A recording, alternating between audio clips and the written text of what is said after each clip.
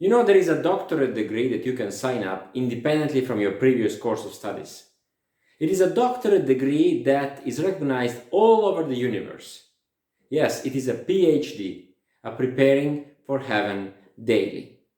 It is a doctorate degree by which you're not going to graduate here on this earth, but rather in the next one, in the earth to come, in the new kingdom. So it is my encouragement for you to take over this adventure, to start this journey, and to sign up for a doctorate degree of Preparing for Heaven Daily. It will be a difficult journey and a difficult task. It is going to be a pilgrimage, actually, towards a land which you are citizen of, because if you feel this desire to go towards that land, it means that within your heart somewhere you do have citizenship of that, but that you are not materially in.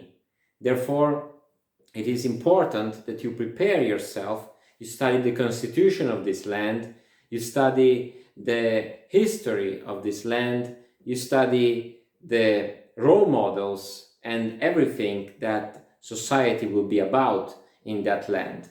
So this is the content of the doctorate research.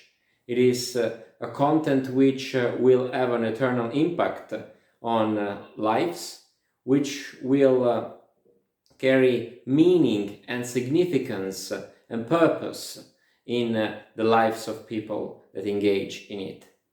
It is an adventure, yet it is one of the hardest tasks that you could ever take in your existence. You know, some people think that life is hard.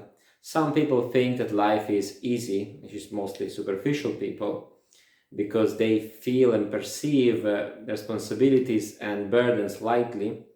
But those who think that life is difficult, this is nothing compared to the eternal responsibility of engaging into this course of studies, because you are going to go through some things about your own human nature, about your understanding of life, about the understanding of yourself and of the history in general of the world, the history of humanity, that can shake your soul and that will put you in a situation of fear and danger.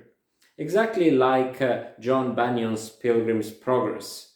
You're going to go through the valley of the shadow of death, you're going to go through mountains of difficulties, of roaring lions, and all sorts of things depicted in that book allegorically. Now, we know that there will be many giants to fight and many dragons to kill, but nevertheless, when something is harder to progress towards, it means it has meaning. Purpose is essential for human beings, and it has to be elevated to a level where it is worthy enough to pursue. Therefore, it is my encouragement that you might continue the journey or start it if it's the beginning for you, and that you will not be discouraged, because a provision has been made, and there is hope for those who are in difficulties along the journey, but there is no hope for those who don't want to engage in the journey or for those that turn back. Therefore, take up your courage and move forward independently from the circumstances and independently from the consequences. You see, if there is something worth to live for, there is something worth to die for. And people that are not willing to die for something meaningful, they are not really living life fully. This life does not belong to us. And since it does not belong to us, it is essential that we acknowledge that our attempt to keep it for ourselves, it is pathologic. Because we don't hold to something that we rationally acknowledge that it does not belong to us. It is the responsibility of the owner to determine the destiny of that something. Now, if life does not belong to us, Why are we clinging so much unto it? Yes, we are managers of it, but if it is given up for something meaningful and for something purposeful, so for something that can add value to the management of how life is run, why not? If the owner of life, which is God, is in harmony with that something that you are dying for, then it is a martyr element rather than a suicidal element.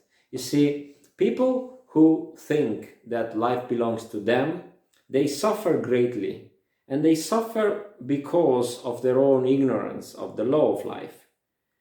You know, if you think that life belongs to you, therefore you're going to take all the burdens and all the preoccupations of this existence upon your shoulders.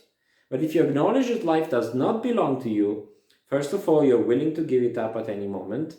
Second, you can have a sense of peace and harmony within you, which you would not have if you were sleeping sleepless nights thinking on how to manage everything, because you put the burden of the universe upon your shoulders.